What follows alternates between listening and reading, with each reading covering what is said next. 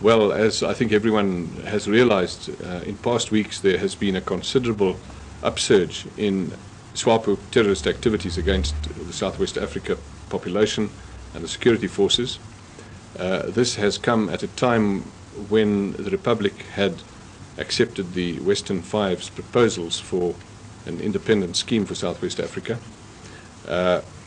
It was followed by certain very outstanding incidents.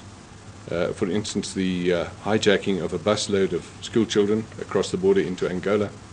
There was the placing of bombs, one at the Legislative Assembly building of the Ovambo government, one at the house of a cabinet minister.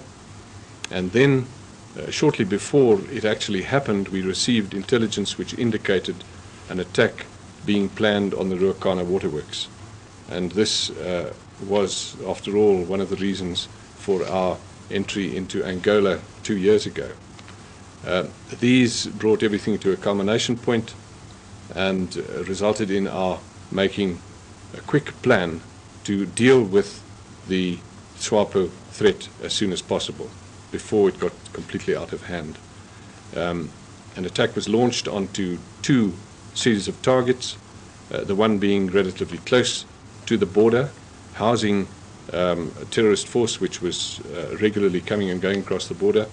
And the second attack was against a somewhat more distant target, which was in fact the main SWAPO headquarters for the whole of the Southwest Africa activity.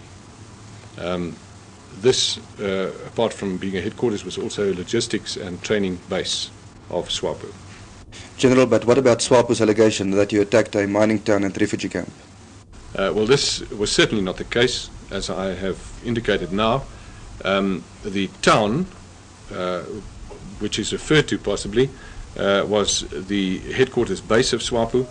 It was well defended, surrounded by a trench system with bunkers, manned by many soldiers, and the base was full of equipment, vehicles, ammunition, and the like. There was also every indication that this was the headquarters controlling the whole of the area. General, and what was the overall success? Well, apart from the virtual complete destruction of the bases concerned, we gained a lot of intelligence.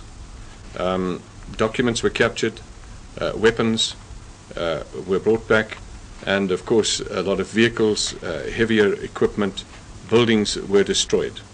How did casualties compare? Well, there can be no comparison of casualties at all. However, the point was not to kill people, but rather achieve the successes which I've now described. Were Cubans and Angolans in any way involved? Well, our activities were certainly not aimed at Cubans or MPLA troops, but they were aimed purely at SWAPO terrorists. If there was any involvement of Cubans and MPLA, this was certainly not our objective at all. General, what elements of the Defence Force participated in the operation? Well, both the Army and Air Force planned and executed the operation together.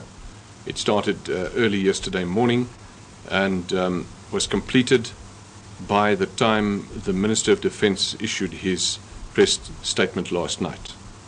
General, on the whole then, you are satisfied that the operation was worthwhile? Yes, certainly we achieved the success that we had aimed at.